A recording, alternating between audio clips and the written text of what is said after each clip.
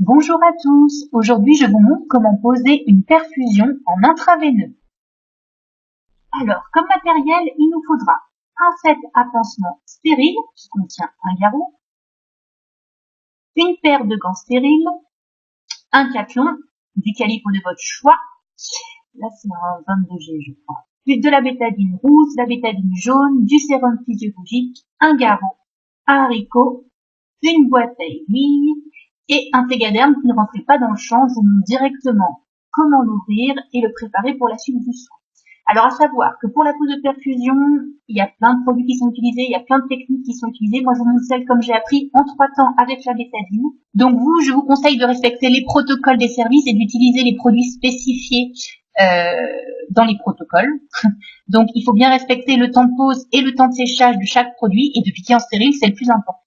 Donc au début, avant d'utiliser tout le matériel stérile, ce que je vous conseille, c'est de prendre le garrot non stérile et de bien visualiser la veine de votre patient. Parce qu'après, quand vous serez en stérile, ce sera plus compliqué. Donc vous lui demandez bien de serrer le poing et vous visualisez là où vous allez piquer. Donc là, je prends le pli du coude parce que c'est le plus facile, à savoir que c'est une zone à éviter en temps normal parce que dès que le patient plie le coude, la perf ne passe plus. Donc, dans un premier temps, on ouvre le set à perfusion comme on ouvre un set à pansement en respectant le côté stérile du matériel. On retire le champ dont on n'a pas besoin pour le moment, qu'on met sur un côté de la table, toujours sur son côté qui n'est pas stérile.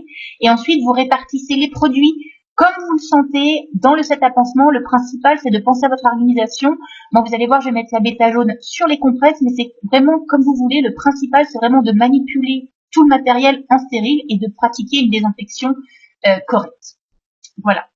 Donc la bêta jaune, la bêta rouge et le sérum physiologique.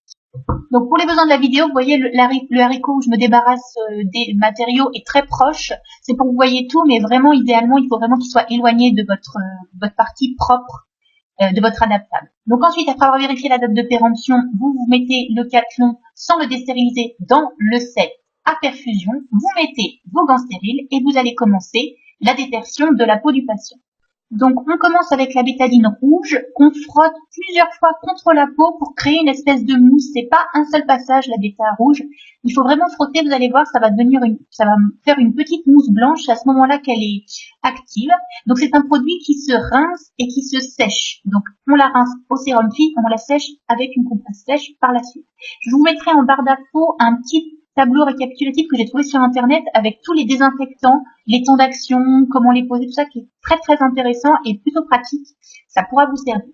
Donc après avoir séché la bêta rouge, on va appliquer en escargot un passage par compresse, parce que là par contre c'est la désinfection vraiment terminale, à la bêta jaune. Donc là la bêta jaune, il faudra la laisser sécher 1 minute, ce qu'on appelle le temps d'action, avant de perfuser. Donc tout au long de la détertion, il faut vraiment faire attention à ne pas toucher la peau du patient avec vos gants pour pas vous déstériliser. C'est important vraiment de piquer en stérile. Si vous avez un doute, on vous reprochera pas de changer vos gants. C'est mieux que vous piquiez en stérile, d'être sûr de piquer en stérile plutôt que vous déstérilisiez et que vous piquiez. Là, par contre, on pourra vous le reprocher.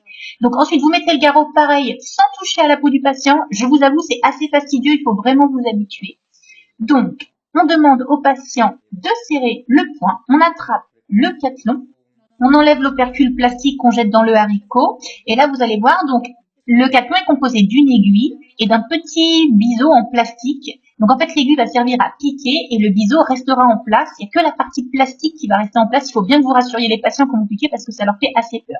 Donc on s'assure vraiment que le biseau soit bien fonctionnel en effectuant des allers-retours avec la main.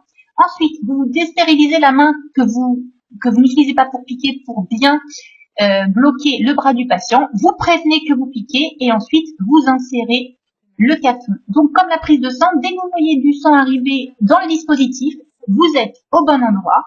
C'est pas la peine d'enfoncer plus l'aiguille. Vous avez juste à pousser avec votre doigt la partie plastique qui va elle rester en place dans la veine. Donc, vous retirez le garrot, on ne voit pas la vidéo, mais je l'enlève parce que sinon, quand vous allez retirer le cathlon, ça va être un geyser de sang. Vous mettez une compresse stérile sous votre cathlon et une au-dessus. Donc, votre main droite, celle avec laquelle vous avez piqué, donc moi la droite en l'occurrence, est toujours stérile, c'est celle que vous allez utiliser pour, insérer la tubulure dans le cathlon, la tubulure que vous avez purgée auparavant. N'oubliez pas, je vous réfère à ma vidéo sur sur la puge de la tubulure. Vous ne mettez pas une tubulure qui n'est pas purgée, sinon c'est l'embolie gazeuse assurée. Donc vous assurez une pression, vous voyez, au niveau du cathon et vous retirez l'aiguille que vous jetez dans la boîte à aiguille prévue à cet effet. Et ensuite vous venez insérer la partie terminale de la tubulure. Donc vous voyez, ça saigne un petit peu, c'est pour ça qu'on a mis les compresses, ça évite d'en mettre partout. Donc avec la main qui est toujours stérile, vous voyez, vous venez insérer et vous vissez votre tubulure au cathon qui est en place. Donc vous vissez la tubulure jusqu'à sentir une butée. Une fois que c'est fait, vous retirez les compresses tout en maintenant vraiment la tubulure pour pas que le cathon se promène et même parfois s'en aille. C'est dommage, vous venez de perfuser le patient. Et ensuite, pour vérifier qu'on est bien en place avant de mettre le Tegaderm, on va faire ce qu'on appelle un retour veineux pour s'assurer qu'on est bien dans la veine. Donc, là vous voyez pas, mais j'ai ma poche à sérum qui est en l'air et pour effectuer le retour veineux, je la baisse en dessous du niveau du bras du patient et là vous voyez, il y a un retour veineux dans la tubulure, donc ça veut dire qu'on est bien en intraveineux et que la perfusion est fonctionnelle.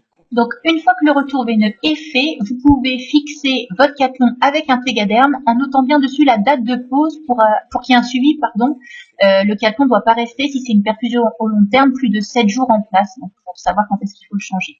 Vous avez vu, il y a des petites bulles qui sont passées, malheureusement on n'y échappe pas, ça arrive, c'est pas ça qui va provoquer une embolie gazeuse. Donc, je répète, il existe plein de techniques, il y a des gens qui perfusent en stérile, d'autres en stérile, qui utilisent tel produit ou tel produit. Moi, je vous montre comme je l'ai appris, avec la bétadine. C'est à vous de voir si vous estimez que c'est une bonne ou une mauvaise technique. Moi, je sais que je l'utilise. Voilà, vous avez posé une perfusion. Je vous dis à bientôt pour de nouveaux soins. Bye bye.